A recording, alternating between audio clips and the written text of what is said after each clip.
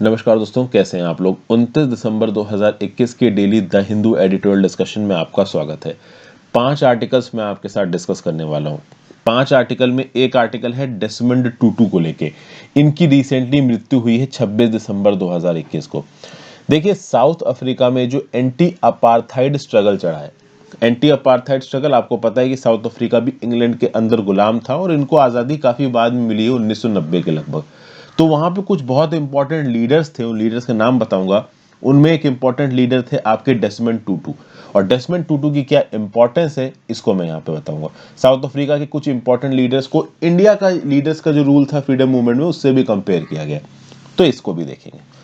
अगला आर्टिकल है vying for influence over Kabul. इस पर्टिकुलर आर्टिकल में क्या बताया जा रहा है, तो देखिए, जो गल्फ की कंट्रीज है वो आपस में टूट सी रही हैं।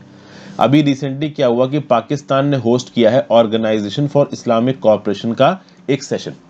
अब इस सेशन में अगर आप देखो, जिस समय पे ये सेशन पाकिस्तान में हो रहा था 19 दिसंबर को, उसी समय पे इंडिया भी एक सेशन होस्ट कर रहा था इंडिया के अंदर, अफगानिस्तान को लेके।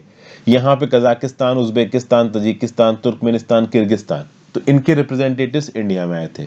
तो सेंट्रल एशियन कंट्रीज के रिप्रेजेंटेटिव्स ने ओआईसी को इग्नोर करके इंडिया वाले सेशन में पार्टिसिपेट करना ज्यादा इंपॉर्टेंट समझा। लेकिन eight the same point of time Pakistan ने जो सेशन होल्ड किया था उसमें सऊदी अरेबिया ने पार्टिसिपेट किया। अब अगर आपको पता हो तो पिछले 2-3 साल से सऊदी अरेबिया पाकिस्तान को इंस्टीट्यूशनली सेग्रीगेट कर रहा है। लेकिन अभी के लिए सऊदी अरेबिया फिर से पाकिस्तान के साथ इंगेज कर रहा है। क्यों? क्योंकि अफगानिस्तान और तालिबान को लेकर ये जो गल्फ स्टेट्स हैं आपस में टूटते हुए नजर आ रहे हैं। जो कतर नाम का छोटी सी कंट्री है जिसकी कैपिटल है डोहा, वो कहीं ना कहीं पुश बैक कर रहा है सऊदी अरेबिया और यूएई के अगेंस्ट। कि पूरा का पूरा मुद्दा क्या है, इसको समझने की कोशिश करेंगे। फिर पाक बे के ओवरऑल इस पूरे के पूरे इलाके को लेकर, जो फिशरमैन को यहाँ पे किडनैप कर लिया जाता है, इसको लेके भी एक आर्टिकल छपा है आज। तो इसको लैक ऑफ पॉलिटिकल विल बताया जा रहा है पाक बे कॉन्फ्लिक्ट को खत्म करने के लिए। पाक बे में कॉन्फ्लिक्ट है क्या? तो देखिए भाई, ये जो हमारे फिशरमैन हैं, अगर मैं आपको यहाँ पे दिखा दूं ये पर्टिकुलर इमेज देखिए, तो आपको इधर इंडिया नजर आ रहा है और नीचे की तरफ आपको नजर आ रहा है श्रीलंका, और इसके बीच में से निकल रही है IMBL, international maritime boundary line. ये जो लाल रंग का एरो जो दिखा रहा है जिस जगह को, ये है कच्चाथीवू आइलैंड। पहले ये आइलैंड था इंडिया के पास, अभी आइलैंड चला गया है श्रीलंका के पास। तो कुल मिला के इस पर्टिकुलर इलाके में अक्सर कर जो इंडिया के तमिलनाडु के फिशरमैन हैं वो निकल जाते हैं श्रीलंका की साइड पे। और जब वो श्रीलंका की साइड पे निकलते हैं तो श्रीलंकन फिशरमैन उनको किडनैप कर लेते हैं, बहुत सारे लोगों की जान भी चली जाती है। तो ये इशू एक मेजर इशू है जिसका सॉर्टिंग आउट अभी भी हो नहीं पा रहा है, तो इसको डिस्कस करेंगे। फिर अगला आर्टिकल जो मैं डिस्कस करूंगा वो है भैया ट्रस्ट एंड इंडियन पॉलिटिशियन। तो भैया इंडिया के अंदर किस हद तक हम इंडियन पॉलिटिक्स के साथ, इंडियन पॉलिटिशियंस के साथ, राज्य की सरकारों के साथ, केंद्र की सरकारों के साथ ट्रस्ट करते हैं, पॉलिटिक्स में किस हद तक चीज़ें सही हैं गलत हैं, इसके बारे में एक व्यू पॉइंट दिया हुआ है, इसको देखेंगे। और recently central board of indirect taxes and customs ने कुछ एंटी डंपिंग ड्यूटी इंस्टॉल की है, इम्पोज की। और इस एंटी डंपिंग ड्यूटी को इम्पोज करने का ऑब्जेक्टिव क्या है, तो ऑब्वियस सी बात है जो हमारे डोमेस्टिक प्रोड्यूसर्स हैं उनको प्रोटेक्ट करना। लेकिन किस हद तक इन एंटी डंपिंग ड्यूटीज के दम पे डोमेस्टिक प्रोड्यूसर्स प्रोटेक्ट हो पाएंगे, ये अपने आप में बड़ा सवाल है। तो ट्रेड डिफेंस के लिए डेफिनेटली हम ये एंटी डंपिंग ड्यूटी लगा तो रहे हैं, बट ये कितनी पोटेंट है ये एक बड़ी बात है। ओवरऑल किस हद तक एडीडी लगाना सही है गलत है, इसके बारे में एक व्यू पॉइंट दे रखा है, इस व्यू पॉइंट को यहाँ पे देखेंगे। तो इतने आर्टिकल्स मैं आपके साथ डिस्कस करने वाला हूँ, starting from this trade defence article. आगे बढ़ने से पहले वीडियो पे लाइक का बटन दोस्तों, अगर अब तक आपने चैनल को शेयर और सब्सक्राइब नहीं किया कर दीजिए, ज्वाइन बटन दबा के हेल्प कर सकते हैं, if possible please click the join button. तो भाई ये रिसेंटली क्या हुआ कि सीबीआईसी ने, central board of indirect taxes and customs ने एडीडी इंपोज किया है। किसके ऊपर इंपोज किया है? 5 प्रोडक्ट्स के ऊपर इंपोज किया है। ओके, क्यों इंपोज किया है? तो भाई देखिए,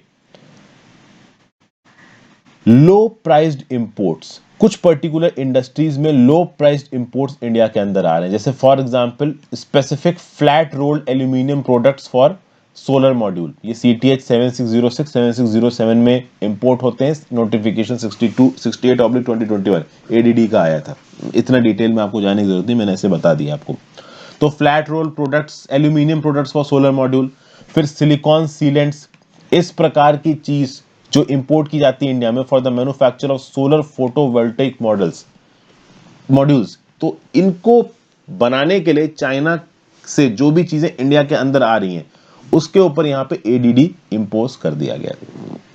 ठीक है भाई, तो चीजें जो इंडिया के अंदर डंप हो रही हैं, directorate general of trade remedies ने यहाँ पे एडीडी इंपोज कर दिया। ओके, अब इस पर्टिकुलर चीजों के ऊपर एडीडी इंपोज करना चाहिए, इसकी इन्वेस्टिगेशन अगर आप देखो तो कॉमर्स मिनिस्ट्री ने इस इन्वेस्टिगेशन को सितंबर 2020 में ही शुरू कर दिया था। लगभग 1 साल से ज्यादा लग गया है यहाँ पे एडीडी को इंपोज करने में।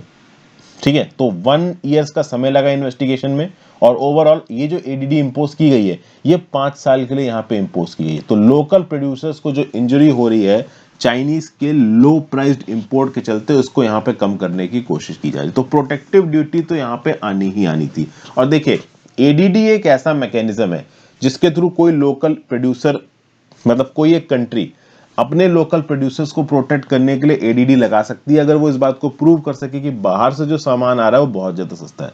और अक्सर कर चाइना, थाईलैंड, मलेशिया जैसी कंट्रीज के ऊपर एडीडी लगा दी जाती है, कोई बड़ी बात नहीं है। इनफैक्ट केवल हम ही नहीं है जो एडीडी लगा रहे हैं चाइना के ऊपर, दुनिया भर की और भी बहुत सी कंट्रीज, यूएस, यूरोप एडीडी लगाती हैं, उनका नाम अलग होता है वहां पे। और इंडिया इससे पहले बहुत से चाइनीज प्रोडक्ट्स के ऊपर एडीडी लगा चुका है। एज ऑफ फरवरी 2020 इंडिया 19 चाइनीज प्रोडक्ट्स के ऊपर एडीडी लगा चुका है, और 24 China specific anti dumping duty की इन्वेस्टिगेशन भी चालू है। मतलब आगे आने वाले समय में और भी चाइनीज प्रोडक्ट्स के ऊपर एंटी डंपिंग ड्यूटी लग सकती है। चलिए ठीक है, तो एंटी डंपिंग ड्यूटी आपने लगा दी, सस्ते चाइनीज प्रोडक्ट्स हमारे डोमेस्टिक प्रोड्यूसर्स को अनकॉम्पिटिटिव ना कर दें, ठीक है, आपने एडीडी तो लगा दी। लेकिन खास बात यहां पे यह है कि क्या एडीडी लगाने से चीजें सॉर्ट आउट हो जाएंगी? क्या एडीडी लगाने से जो एंड प्रोडक्ट है वो ज्यादा क्वालिटी का और कम दाम पे मिलेगा फाइनल प्रोड्यूसर को? देखिए, मेरे आपके जैसे फाइनल प्रोड्यूसर्स के लिए मैटर क्या करता है, मान लीजिए हम कोई प्रोडक्ट खरीदने मार्केट में निकलते हैं, तो हम क्या देखेंगे कि भाई एक तो क्वालिटी देखेंगे, एक उसका दाम देखेंगे। अगर हमको कम दाम में ज्यादा अच्छी क्वालिटी की चीज मिल जाएगी या कंपैरेटिवली अच्छी क्वालिटी की चीज मिल जाएगी तो हम वही खरीद लेंगे। सेम चीज यहाँ पे है। इन एडीडी को लगाने से ऑथर यहाँ पे ये बोल रहा है कि डोमेस्टिक मार्केट में दो चीजें होती हैं, एक तो चीजों के दाम बढ़ते हैं, दूसरा जो हमारे डोमेस्टिक प्रोड्यूसर्स होते हैं ना, उनको ऐसा लगता है कि अब चाइनीज प्रोडक्ट से कंपटीशन तो है नहीं, तो चूंकि अब कंपटीशन नहीं है तो हमारी मोनोपोली है, अपने हिसाब से चीजें बेचो, अपने दाम पे बेचो, तो ये एंटी कस्टमर हो जाता है। दूसरा एक लॉजिक यहाँ पे एडीडी लगाने का क्या है कि इंडिया की चाइना के साथ एक साइजेबल ट्रेड डेफिसिट है, तो हम इस ट्रेड डेफिसिट को कम, ट्रेड डेफिसिट मतलब चाइना से इंपोर्ट ज्यादा कर रहे हैं, एक्सपोर्ट कम कर रहे हैं। लेकिन पिछले कई सालों से हम लोग एडीडी इंपोज कर रहे हैं, लेकिन चाइना के साथ हम अपने ये ट्रेड डेफिसिट को सही नहीं कर पा रहे हैं, करेक्ट नहीं कर पा रहे हैं। तो कुल मिला के ओवरऑल जो इफेक्टिवनेस है इस मेजर की, एडीडी को लगाने की, ये इफेक्टिवनेस पे एक बड़ा सवाल उठाया जा रहा है यहाँ पे। पूरी दुनिया में जो कंपनीज हैं, कंट्रीज हैं, वो चाइना के ऊपर जो सप्लाई लाइंस की रिलायंस है उसको खत्म करना चाहती है, इंडिया भी खत्म करना चाहती है। बट खत्म करने के लिए आप ब्लैटेंट तरीके से एडीडी लगाते ले जाओ, ये बिल्कुल भी सही नहीं है।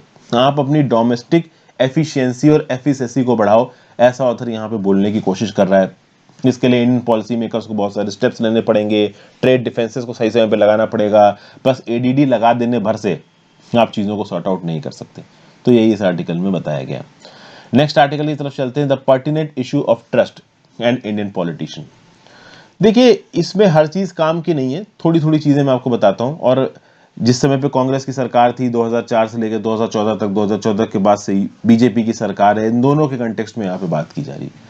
देखिए, पॉलिटिक्स में कुछ भी कंटेम्प्टेबल नहीं होता, ऐसा बोला है बेंजामिन डिसरायली ने। कंटेम्प्टेबल का मतलब क्या है? बुरा, जिसको आप कंटेम्प्ट कर सको, जिसको आप उल्टा सीधा बोल सको, जिसको आप गलत बोल सको। तो पॉलिटिक्स में कुछ भी गलत नहीं होता है, ऐसा यहाँ पे बेंजामिन डिसरायली साहब बोल रहे हैं। ये कंजर्वेटिव पॉलिटिशियन रह चुके हैं और 2 बार प्राइम मिनिस्टर रह चुके हैं इंग्लैंड के। इनका क्या बोलना है कि भाई देखो, और इंडिया के अंदर भी हमने ये देखा है कि बहुत सारे ऐसे पॉलिटिशियंस हैं जो क्रिमिनल बैकग्राउंड से आते हैं, हर बार झूठ बोलते हैं। सुप्रीम कोर्ट कई बार बोल चुकी है कि भाई क्रिमिनलाइजेशन ऑफ पॉलिटिक्स नहीं होना चाहिए, लेकिन उसके बाद साल दर साल हम ये देख रहे हैं कि भाई जो क्रिमिनल एलिमेंट्स है पॉलिटिक्स के अंदर वो बढ़ते ही चले आ रहे हैं। तो अब ऐसे केसेस में जब पॉलिटिशियंस क्रिमिनल से भरे हुए हैं, तो क्या लोग पॉलिटिशियंस के ऊपर ट्रस्ट कर सकते हैं? इन सवालों का जवाब देने के लिए एक सर्वे को यहां पे कोट किया गया है, इंडिया ह्यूमन डेवलपमेंट सर्वे, IHDS सर्वे। 2015 में सर्वे रिलीज हुई थी। हालांकि IHDS सर्वे जो 2005 में हुई थी और 2012 में हुई थी, उसके बेसिस पे कुछ डाटा यहाँ पे उठाया गया, उसी डाटा को हम डिस्कस करेंगे। इस डाटा में सब्जेक्टिव वेलबींग के बारे में बात की जा रही है, स्टेट गवर्नमेंट्स में भरोसा, जुडिशरी में भरोसा, पुलिस में भरोसा और पॉलिटिशियंस में भरोसा, इन सब चीजों के बारे में बात की जा रही है। सब्जेक्टिव वेलबींग का मतलब क्या होता है कि मतलब ओवरऑल एक हाउस होल्ड का इकोनॉमिक वेलबींग, एक पूरा का पूरा घर है जिसमें एक फैमिली रह रही है, उसकी पूरी की पूरी इकोनॉमिक वेलबींग कैसी है, क्या वो इकोनॉमिकली अच्छे हैं, क्या वो इकोनॉमिकली खराब हैं, इसको आप सब्जेक्टिव वेलबींग बोल सकते हो। इसको दो समय के लिए मतलब कैलकुलेट किया गया, 2004-2005 के लिए और 2011-2012 के लिए। अब अगर हम यहाँ पे ओवरऑल इन फिगर्स को कंपेयर करें, 2005 की फिगर को 2012 की फिगर को, दो चीजों से यहाँ पे देखेंगे, एक तो कांग्रेस के समय का राज और एक बीजेपी के समय का राज। 2005 से 2012 में इसलिए बता रहा हूँ, आपको पता होना चाहिए कांग्रेस की सरकार आई थी 2004 में, 2004 से 2009, 2009 से 2014 मनमोहन सिंह जी प्राइम मिनिस्टर थे, और 2014 के बाद बीजेपी आ गई है। और ये जो सर्वे हुई थी ISDS की, वो 2005 में हुई थी, 2012 में हुई थी, तो इलेक्शन के आसपास की है, इसलिए 2005-2012 बोला जा रहा है। अब अगर कांग्रेस के समय की बात की जाए तो ये ISDS सर्वे क्या बोलती है? ISDS सर्वे बोलती है कि भाई 2005 में जिन पॉलिटिशियंस के ऊपर लोगों का भरोसा था, 2012 तक आते आते वो भरोसा चला गया। शुरुआत में 2005 में कांग्रेस के पॉलिटिशियंस के ऊपर भरोसा था, लेकिन 2012 तक आते आते ये सुनने में आया कि भाई यूपीए की जो लीडर्स हैं वो बहुत करप्शन कर रहे हैं, इसलिए उनके ऊपर भरोसा होना लोगों का खत्म हो गया।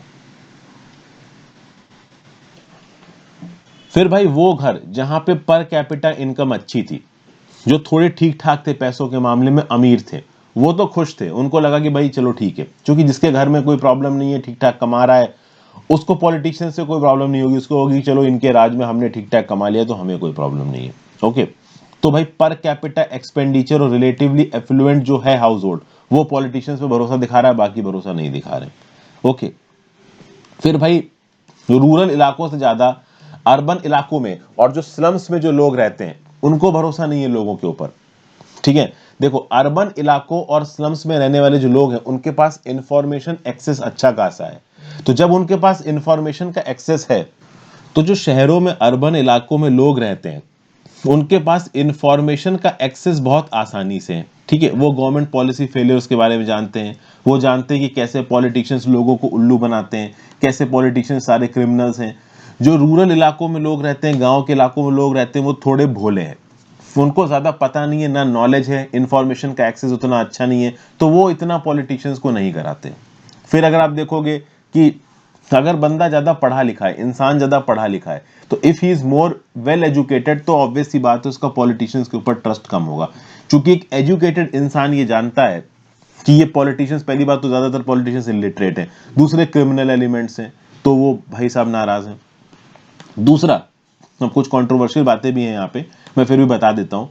हिंदूज, मुस्लिम्स, क्रिश्चियंस धर्म के हिसाब से देखो तो यूपीए के राज के दौरान ऐसा ऑथर बोल रहा है कि मुस्लिम्स को, क्रिश्चियंस को, मतलब कि माइनॉरिटीज को ज्यादा सेग्रीगेट नहीं किया गया, तो हिंदूज को कम भरोसा था यूपीए की सरकार के ऊपर, पॉलिटिशियंस के ऊपर, बट मुस्लिम्स और क्रिश्चियंस को ज्यादा भरोसा था।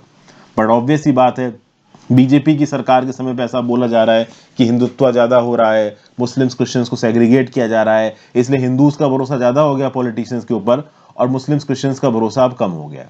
ऐसा इस ऑथर इस आर्टिकल में बताया जा रहा है।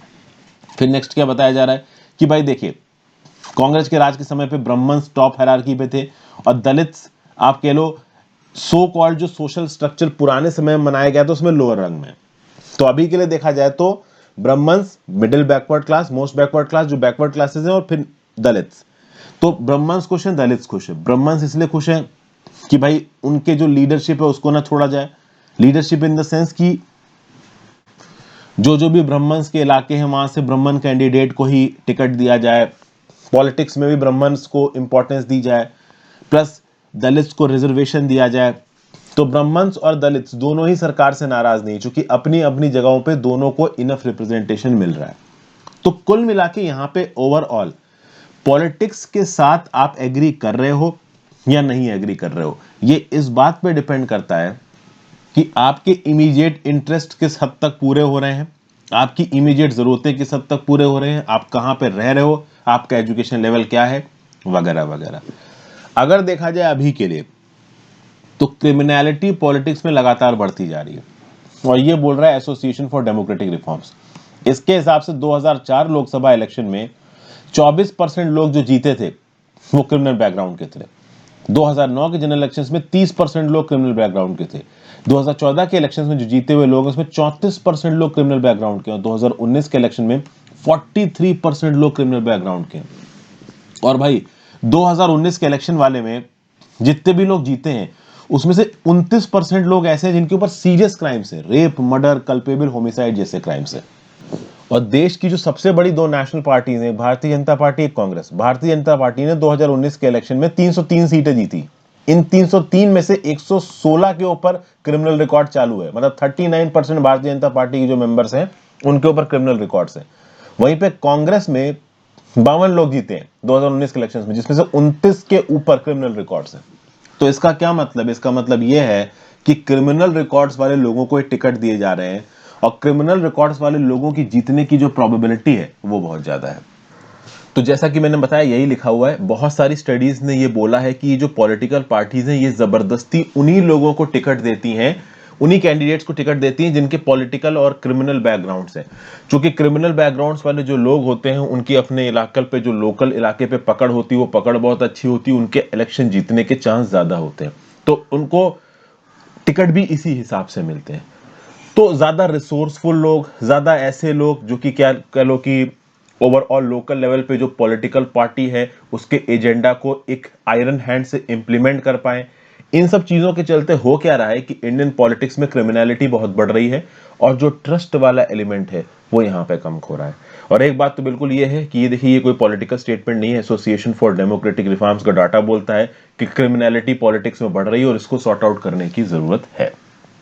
नेक्स्ट बात करते हैं Desmond Tutu, the conscience keeper. He wanted truth to be respected, reconciliation to be attended and justice to be inaugurated.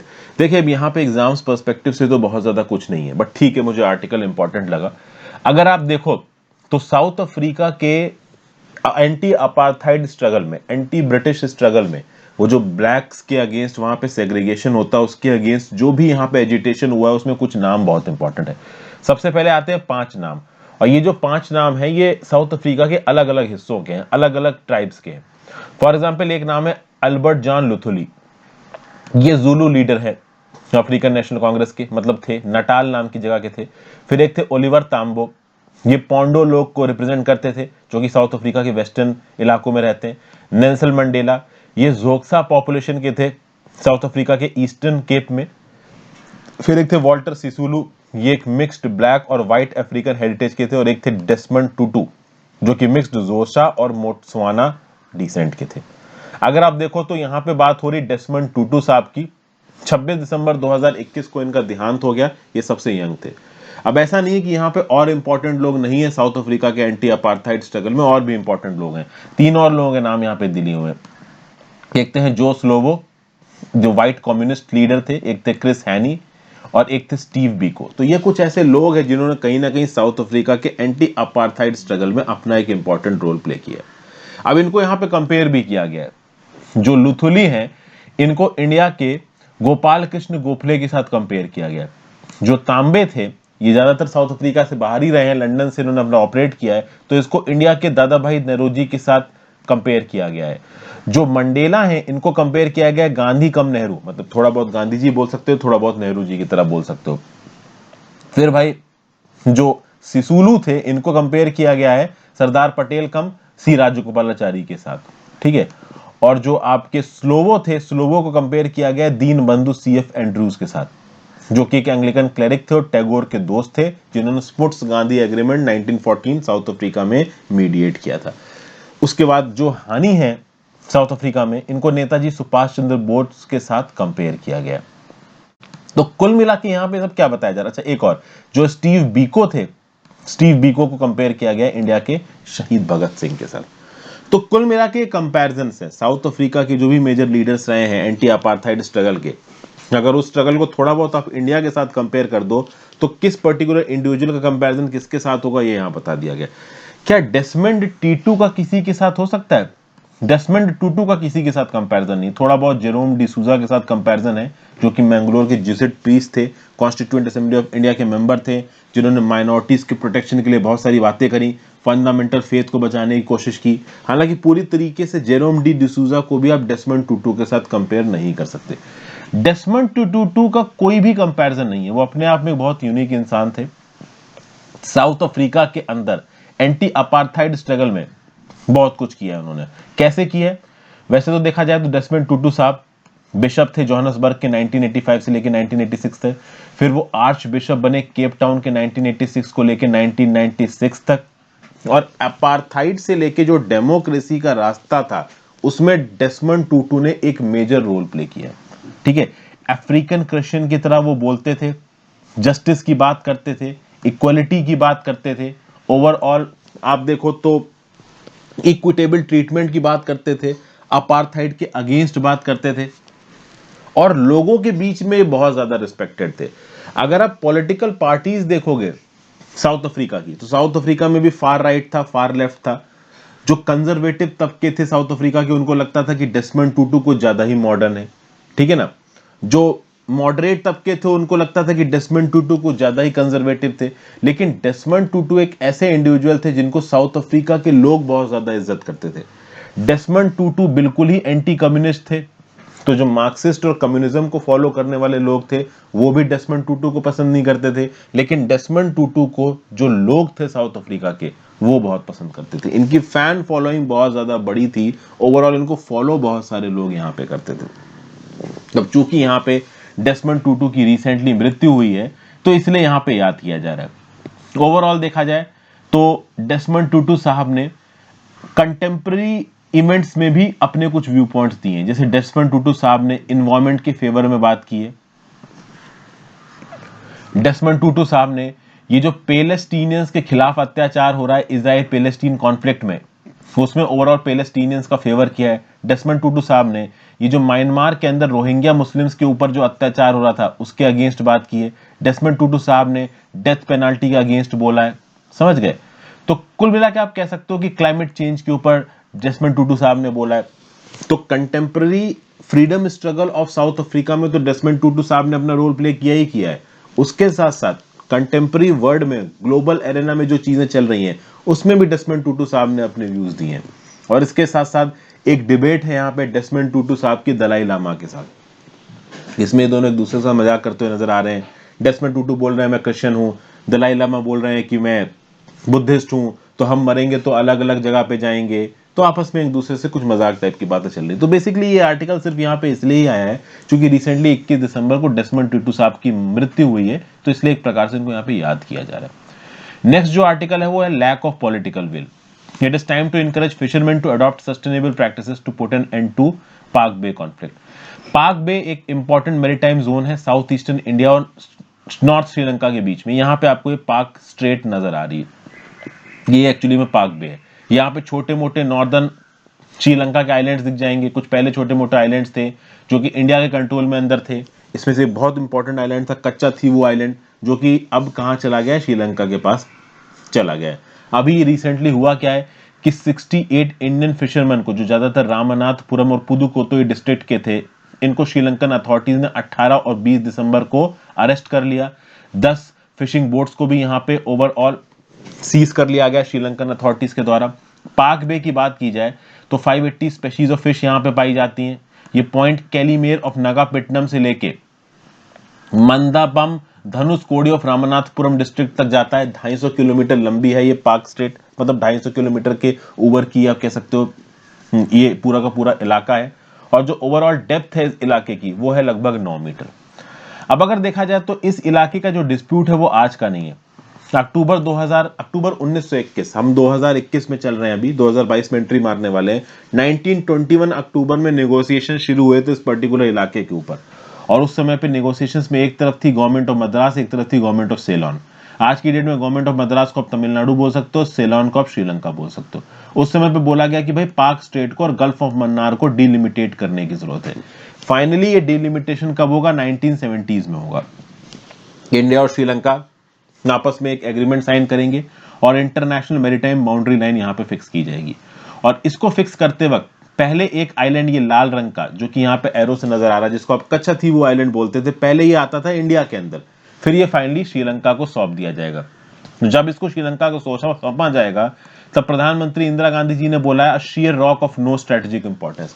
उस समय पे एक कच्छाथीवु आइलैंड जिसको किसी भी स्ट्रेटेजिक इंपॉर्टेंस का नहीं समझा जा रहा था, आज की डेट में श्रीलंका के पास चला गया और अब इसकी स्ट्रेटेजिक इंपॉर्टेंस हम समझ पा रहे हैं। अगर ये आइलैंड इंडिया के पास होता तो ऑब्वियस सी बात है हमारा फिशिंग इलाका भी बढ़ जाता। अब इस आइलैंड के पास भी तमिलनाडु के फिशरमैन जाके जब फिशिंग करते हैं तो उनको श्रीलंकन नेवी पकड़ लेती है। ठीक है, तो ये जो इंस्टेंसेस हैं कि तमिलनाडु के फिशरमैन अपने बॉटम ट्रॉलर्स को लेके इंटरनेशनल मैरीटाइम बाउंड्री लाइन को पार कर जाते हैं और वहां पे श्रीलंकन अथॉरिटीज को पकड़ लेती हैं। कई बार तो क्या होता है कि श्रीलंकन अथॉरिटीज की बोट के लड़ने की वजह से जाने भी गई हैं। इसी साल क्या हुआ है कि 5 फिशरमैन की मृत्यु हो गई जब इनके वेसल्स श्रीलंकन अथॉरिटीज के वेसल्स के साथ टकरा गए। तो इस प्रकार की जो प्रैक्टिसेस हैं वो प्रॉब्लमेटिक है। भाई जान माल का नुकसान हो रहा है तो प्रॉब्लमेटिक तो होंगी ही होंगी। प्लस एक और प्रॉब्लम है, तमिलनाडु से जो फिशरमैन चलते हैं उनके पास होते हैं मैकेनाइज्ड बॉटम ट्रॉलर, और नॉर्थ श्रीलंका में जो फिशरमैन है उनके पास मैकेनाइज्ड बॉटम ट्रॉलर नहीं है, क्योंकि बॉटम ट्रॉलिंग श्रीलंका में बैन है। बॉटम ट्रॉलिंग में क्या होता है कि आपकी बोट के नीचे फिशिंग नेट लगा होता है जो कि समुद्र की गहराइयों को छूता हुआ जा रहा होता है। अब उस फिशिंग नेट के स्ट्रांग होने की वजह से बहुत सारा जो हैबिटाट है, नेचुरल वेजिटेशन है ओशन बॉटम का, वो डिस्टर्ब हो जाता है। तो ये चीजें श्रीलंका, नॉर्दर्न श्रीलंका में तो बैन है, इंडिया में बैन नहीं है। तो ये बॉटम ट्रॉलर के प्रयोग से भी खासा परेशानी है श्रीलंकन अथॉरिटीज को। श्रीलंकन अथॉरिटीज को इस बात से परेशानी है कि Indian fisherman international maritime boundary line cross करके हमारी तरफ नहीं आने चाहिए, बट वो पहुंच रहे हैं। अब आपको पता होगा कि श्रीलंका के अंदर एक बहुत लंबी सिविल वॉर चली है। इस सिविल वॉर के समय पे तमिल रेबल्स के डर के कारण और श्रीलंका की सरकार के डर के कारण श्रीलंका के फिशरमैन ज्यादा फिशिंग करने निकलते नहीं थे। लेकिन उस समय पे जो तमिलनाडु के फिशरमैन थे उनके मजे थे, क्योंकि श्रीलंका अपने ही सिविल वॉर में बिजी था, तो तमिलनाडु के फिशरमैन घुस जाते थे उनके इलाके में, फिशिंग करते थे, वापस लौट आते थे। लेकिन अब ऐसा नहीं है। अब भाई श्रीलंका के फिशरमैन भी फिशिंग कर रहे हैं। अक्सर कर श्रीलंका की नेवी इस इलाके में काफी एक्टिव रहती है और वो घूमती रहती है कि अगर तमिलनाडु की साइड का कोई फिशरमैन आया तो उसको हम पकड़ के रख लेंगे। एक्चुअली में श्रीलंकन साइड ऑफ वाटर्स हैं, वहां पे फिशरी रिसोर्सेज अभी भी प्रिजर्व्ड हैं, फिशेस वहां पे अभी भी खत्म नहीं हुई हैं, तो उधर जो फिश कैच है वो ज्यादा है। तो इसके चलते ओवरऑल तमिलनाडु के फिशरमैन इस लालच में जाते हैं कि ज्यादा फिश पकड़ लेंगे और श्रीलंका की आर्मी उनको पकड़ लेती है। अभी इस बीच में ओवरऑल भारत की सरकार क्या करे? भारत की सरकार ने कुछ प्लान बनाए। यहाँ पे भारत की सरकार ने कोशिश की कि तमिलनाडु के फिशरमैन को इस बात के लिए तैयार किया जाए कि वो डीप सी ओशन में जाके, डीप ओशंस में जाके फिशिंग करें, पाक बे के इलाके के आसपास ना रहें। देखिए, deep sea fishing project launch किया गया था केंद्र की सरकार के द्वारा जुलाई 2017 में, ताकि जो फिशरमैन है तमिलनाडु के, ये पाक स्ट्रेट के इलाके में ज्यादा ना जाके डीप ओशंस की तरफ जाएं। तो डीप ओशंस की तरफ जाएंगे तो श्रीलंकन नेवी को ज्यादा कोई परेशानी है नहीं। लेकिन प्रॉब्लम यह है कि डीप सी फिशिंग में लगता है समय, डीप सी फिशिंग में हर वॉयज में लगता है ज्यादा पैसा, और डीप सी फिशिंग के लिए जो बोट चाहिए वो बोट भी काफी बड़ी चाहिए, उसमें खर्चा, जो अपफ्रंट खर्चा है वो भी बहुत ज्यादा है। तो इसके लिए ये जो डीप सी फिशिंग प्रोजेक्ट हमारी केंद्र की सरकार ने लॉन्च किया था, इसके प्रति ज्यादा रिस्पॉन्स आया नहीं है। ठीक है, लोग ज्यादातर क्या करते हैं कि पाक स्ट्रेट के इलाके में घुस के कम समय में ज्यादा फिश पकड़ के वापस आने की कोशिश करते हैं। प्लस भारत सरकार बहुत सारे ऐसे तरीके जैसे seaweed cultivation, open sea cage cultivation, इस प्रकार की चीजों को प्रमोट करने की कोशिश कर रही है, लेकिन ये भी ओवरऑल ज्यादा रिस्पॉन्ड नहीं कर रहा है श्रीलंका, ये तमिलनाडु के फार्मर्स को। ऑथर यहाँ पे क्या कह रहा है? ऑथर यहाँ पे बोल रहा है कि भाई आपने बस प्रोजेक्ट बना दिया, स्कीम बना दिया और सोचो कि ये जो फिशरमैन आएंगे वो स्कीम पकड़ेंगे और स्कीम के हिसाब से चलने लगेंगे, ऐसा नहीं होता है। ये फिशरमैन गरीब लोग हैं, दिन की दिहाड़ी के लिए काम करने वाले लोग हैं, इनके बीच में स्कीम को प्रमोट करना भी उतना ही ज्यादा जरूरी है। फिश फार्मर प्रोड्यूसर ऑर्गेनाइजेशन को बनाना, उनको सस्टेनेबल फिशिंग प्रैक्टिसेस के लिए और डीप ओशन फिशिंग प्रैक्टिसेस के लिए सूटेबल सब्सिडीज देना, ग्राउंड लेवल पे उनको कन्विंस करना कि आप डीप ओशन फिशिंग करो, ये पाक स्ट्रेट के इलाके में ना जाओ, ये सब बहुत जरूरी है। भारत सरकार ने क्या किया कि बस पॉलिसी बना दी। अब पॉलिसी ग्राउंड लेवल पे इंप्लीमेंट हो नहीं रही है, तो इंप्लीमेंट करना भी सरकार की रिस्पॉन्सिबिलिटी है। फिशरमैन को समझाना कि तुम भाई जाके यहाँ पे फिशिंग करो, ये भी सरकार की रिस्पॉन्सिबिलिटी है। ऐसा यहाँ पे बताया जा रहा है। ठीक है, पॉलिटिकल विल चाहिए जो कि यहाँ पे मिसिंग है। Next article, vying for influence over Kabul. तो भाई अरब गल्फ में एक स्ट्राइफ आता नजर आ रहा है। शुरुआत में जो मैंने आपको इंट्रो बताया था कि 19 दिसंबर को पाकिस्तान ने होस्ट किया ऑर्गेनाइजेशन फॉर इस्लामिक कोऑपरेशन की मीटिंग। ठीक है, तालिबान ने भी इसमें पार्टिसिपेट किया, सऊदी अरेबिया ने भी इसमें पार्टिसिपेट किया। At the same point of time India भी एक मीटिंग यहाँ पे होस्ट कर रहा था सेंट्रल एशियन स्टेट्स की। Kazakhstan, Uzbekistan, Tajikistan, Turkmenistan, Kyrgyzstan, इन सब ने इंडिया की मीटिंग को ज्यादा इंपॉर्टेंस दी। बहरहाल यहाँ पे इंडिया वर्सेस पाकिस्तान की बात नहीं हो रही है, यहाँ पे बात हो रही है गल्फ स्टेट्स की। सऊदी अरेबिया की बात की जाए तो सऊदी अरेबिया फिर से यहाँ पे पाकिस्तान के साथ इंगेज करता नजर आ रहा है। ऑर्गेनाइजेशन फॉर इस्लामिक कोऑपरेशन के सेशन में सऊदी अरेबिया की प्रेजेंस क्या दिखा रहा है कि इतने लंबे समय से रियाद, सऊदी अरेबिया की जो कैपिटल है, जो कि पहले कहीं ना कहीं पाकिस्तान को सेग्रीगेट कर रही थी, आइसोलेट कर रही थी, पैसा नहीं दे रही थी, अब वो फिर से इंगेज करती हुई नजर आ रही है। चूंकि गल्फ कंट्रीज के बीच में आप कह लो कि एक प्रकार का स्ट्राइफ आ रहा है, और इस स्ट्राइफ में एक तरफ आपको नजर आ जाएगा सऊदी अरेबिया, यूएई, और दूसरी तरफ आपको नजर आ जाएगा कतर। मैं आपको बता दूं 1996 से लेकर 2001 तक, जब अफगानिस्तान में पहली तालिबान की सरकार थी, उस समय पे केवल 3 ऐसी कंट्रीज थी जिसने तालिबान को रिकॉग्निशन दिया था। एक थी सऊदी अरेबिया, दूसरी थी यूएई, और तीसरी थी पाकिस्तान। 2010 में कतर में तालिबान का पॉलिटिकल ऑफिस खुलेगा, और जो डोहा में ये पॉलिटिकल ऑफिस था तालिबान का, यहीं से सारी निगोशिएशंस हुई हैं। यूएस ने भी यहीं पे पार्टिसिपेट किया, रशिया, बहुत सारी कंट्रीज ने यहीं पे आके बातचीत करने की कोशिश की तालिबान के साथ। तो ये जो तालिबान का पॉलिटिकल ऑफिस खुला था कतर में, कतर एक बहुत छोटी सी कंट्री है, वैसे समझा जाए तो कतर को एक हैवीवेट नहीं समझा जाता, यूएई और सऊदी अरेबिया के सब्सिडरी समझा जाता है कतर को, लेकिन कतर अपनी साइज के हिसाब से अपनी औकात को ज्यादा दिखा रहा है। तालिबान का पॉलिटिकल ऑफिस कतर में बना के कतर ने अपनी ओवरऑल जो इंटरनेशनल स्टैंडिंग है फॉरेन पॉलिसी में, इसको काफी बढ़ाया। अफगानिस्तान में आज की डेट में कतर की एक बहुत सिग्निफिकेंट डिप्लोमेटिक और पॉलिटिकल विजिबिलिटी है। इनफैक्ट इंडिया को भी जब तालिबान के साथ बातचीत करनी थी तो जो हमारे एम्बेसडर थे दीपक मित्तल साहब डोहा में, उन्होंने मिलकर मुलाकात की किससे, शेर मोहम्मद अब्बास टैनकजाई से। तो इंडिया का जो टच पॉइंट हुआ तालिबान के साथ, वो कहां पे हुआ, वो कतर दोहा में हुआ। तो दोहा वेस्ट एशियन पॉलिटिक्स में बहुत इंपॉर्टेंट रोल प्ले करता है, और ये चीजें दो कंट्रीज को समझ में नहीं आएंगी, एक सऊदी अरेबिया को और एक यूएई को। यूएई और सऊदी अरेबिया को लगता है कि वो ही गल्फ के बाप है, लेकिन यहां पे कतर दिखाने की कोशिश कर रहा है कि हम भी तुमसे कम नहीं है। यूएई और सऊदी अरेबिया को इस बात से भी प्रॉब्लम है कि जो कतर की लीडरशिप है ये पॉलिटिकल इस्लाम को सपोर्ट करती है, इजिप्ट के मुस्लिम ब्रदरहुड को सपोर्ट करती है, ये सही नहीं है। तो आप देखोगे कि 2017 में गल्फ कोऑपरेशन काउंसिल के अंदर यूएई और सऊदी अरेबिया ने कतर के ऊपर कुछ सैंक्शंस लगा दिए थे, एक इकोनॉमिक ब्लॉकेड लगा दिया था। लेकिन इस इकोनॉमिक ब्लॉकेड से डरा नहीं कतर, कतर अपना काम करता रहा, और कतर ने उल्टा ईरान के साथ और टर्की के साथ अच्छे रिलेशन स्थापित किए।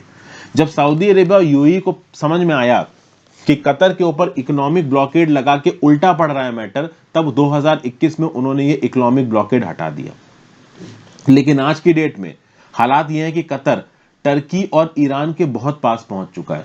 2017 में तो टर्की ने अपने कुछ ट्रूप्स तक कतर में डिप्लॉय कर दिए थे कि कतर की जो रूलिंग फैमिली है अल थानी फैमिली, इसको किसी प्रकार की कोई प्रॉब्लम ना हो। आज की डेट में कतर टर्की और ईरान के बहुत ज्यादा पहुंच चुका है। सोचिए कतर अगर ईरान के करीब है तो सऊदी अरेबिया और यूएई को तो कतई यहां पे पसंद नहीं आएगा। अब अगर देखा जाए तो सऊदी अरेबिया को एक चीज समझ में आई, सऊदी अरेबिया ने जब पाकिस्तान को सेग्रीगेट किया और पाकिस्तान से अपना पेंडिंग लोन वापस मांगा, उस समय पे कतर ने एक मेजर गेम खेला।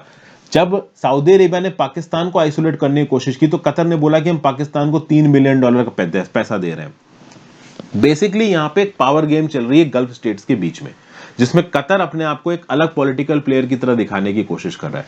और जैसे ही सऊदी अरेबिया ने पाकिस्तान को आइसोलेट किया, वैसे कतर ने पाकिस्तान को $3 बिलियन की मदद देने का प्रॉमिस कर दिया। तो इस बीच में सऊदी अरेबिया के पास भी कोई ऑप्शन नहीं बचा है।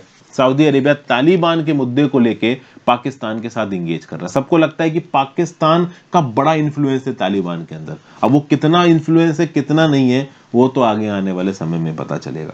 तो ये जो गल्फ पॉलिटिक्स है ये भी आपस में इंटरनली बहुत ज्यादा सेग्रीगेटेड है, और इस गल्फ पॉलिटिक्स में इंडिया कैसे एक न्यूट्रल स्टैंड बना के चल पाता है, ये इंडिया के लिए एक मेजर चैलेंज होगा।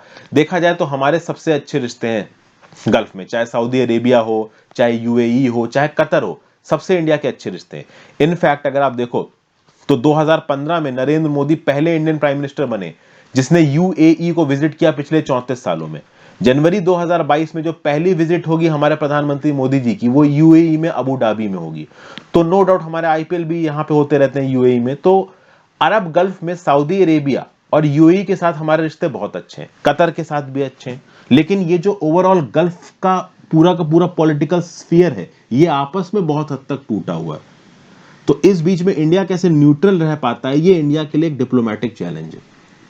और अफगानिस्तान को लेके ओवरऑल ये कंट्रीज आपस में कैसे एक दूसरे के साथ इंटेंगल करती हैं, this is also a very important point to see. तो ये था आज का एडिटोरियल डिस्कशन दोस्तों। आई होप आपको काफी कुछ यहाँ पे सीखने को मिला हो। आप अपने व्यू पॉइंट नीचे कमेंट बॉक्स में दे दीजिएगा। इंस्टाग्राम पे फॉलो कर लीजिए, टेलीग्राम ग्रुप ज्वाइन कर लीजिए। दोनों ही चीजों का लिंक नीचे डिस्क्रिप्शन बॉक्स में दिया हुआ है। Have a great day friends, good bye, ध्यान रखिए अपना।